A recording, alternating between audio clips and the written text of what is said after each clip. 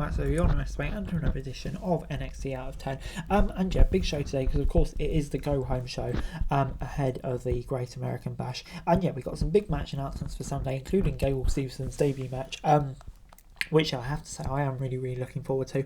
And yeah, some main roster stars on the show as well, including the Judgment Day, who kicked off the show. And Rhea Ripley was talking about setting his scores live with Valkyria in tonight's main event when Wesley interrupted them. Lee told Dominic Mysterio that he was going to take the North American title back before Ali showed up. Things got heated as Ali called Lee a clown for losing his title, and the two started bickering.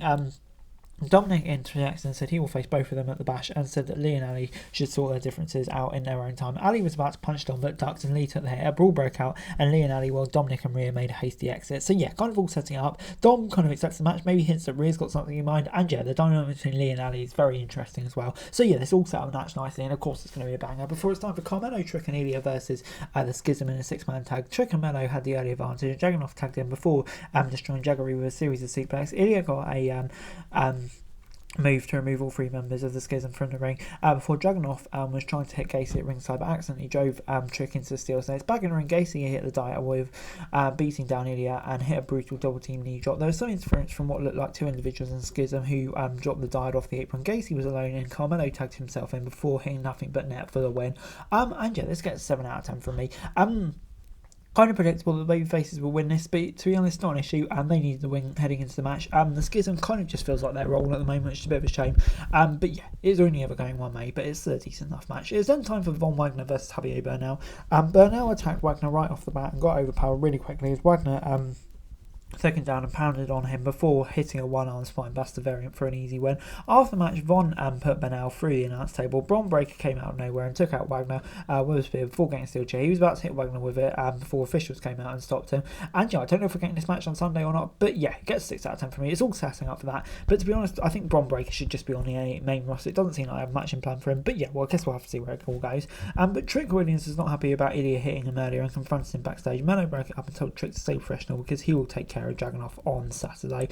Before Gable Stevenson was out next to discuss his future when he was interrupted by Baron Corbin. Corbin told Stevenson to do whatever other than join NXT because he didn't belong there. Stevenson said Corbin made the decision easier and he will face him at the Great American Bash. Gable hit Corbin with some suplexes as NXT moved on. So yeah, Stevenson now a full-time member of the NXT roster, and to be honest, you love to see it. I've been waiting so long to see him in the ring, and hopefully now he's in there we're going to get some bang matches and he can really live up to the potential. But yeah, definitely very intrigued to see where he does. But it's then time for Dana Brooke versus Cora Jade in a kendo stick match on NXT. The match was outside early on and Jade was drilled into steel sets before Dana drove her into the apron and then over the announce desk. Jade dropped Dana on the announce desk off a counter before hitting her with a kendo stick.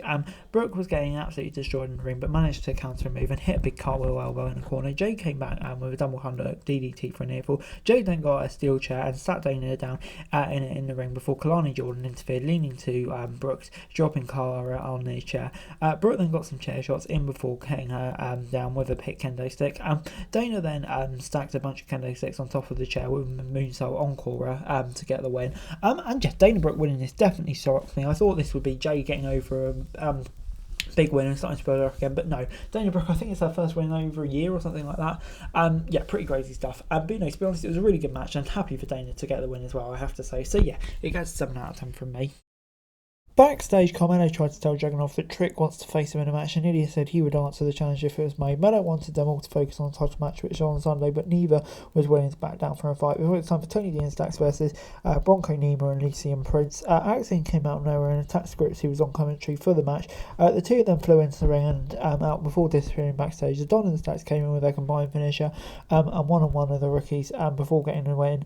Post-match, Gallus showed up on the title shot and said that they will face Tony and Stacks for the tag titles at the Great American Bash. Yeah, this was all about building that up, really. Silver win for Tony D and Stacks, kind of getting on track for that. But yeah, kind of just felt there in a way, but I'll give it a 6 out of 10. Booker T's protege, Roxanne Perez, then got our very own supermarket street fight segment with Blair Davenport. It's thought to make it look like phone call and security camera footage, and we saw Perez send Blair through the stacks of potato products before the cops showed up.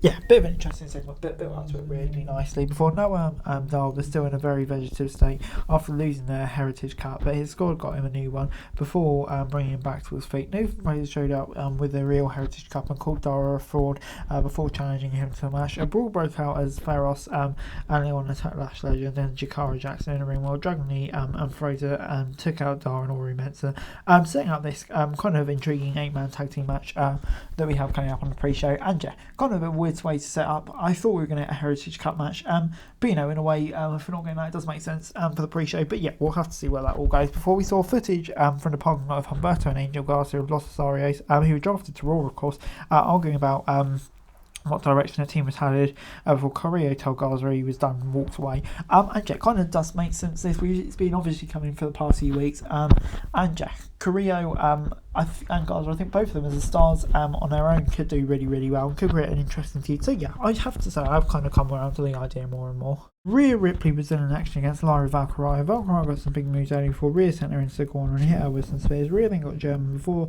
sending Lyra out, so a big beat. Back in the ring, Lyra countered the Riptide and got a headlock in before Rhea took her down and tried for a top rope manoeuvre. Lyra countered and sent Rhea outside before trying to get some kicks, but hit Dom instead. Rhea was back in control and lifted Valkyrie, but she reversed it into a DT and got a top rope move for a near fall. Lyra got some kicks in before Rhea came out of the Riptide and picked up the win. After the match, Rhea told Lyra to take out JC Jane and she nodded before Ripley and Dom left.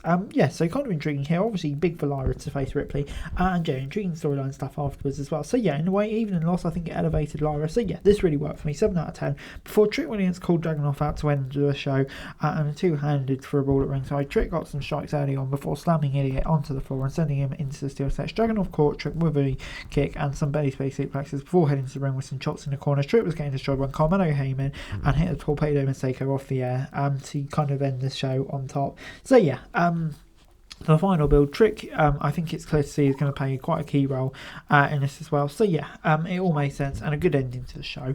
And yeah, overall this week NXT gets a 6 out of 10 from me. Yeah, I really enjoyed this week's episode of NXT, I have to say. I thought the way they used the main rosters this one, especially Judgment Day, was really, really good. And yeah, some other segments in there as well, which was good as well. I'm kind of building up to a Great American Bash, which for me, I think is looking like a pretty strong card. So yeah, yeah, good stuff. But anyway guys, that's the video. Thanks so much for watching. Like, share, subscribe, subscribe for daily wrestling news and subscribe to the channel. I greatly appreciated. Thanks so much for watching.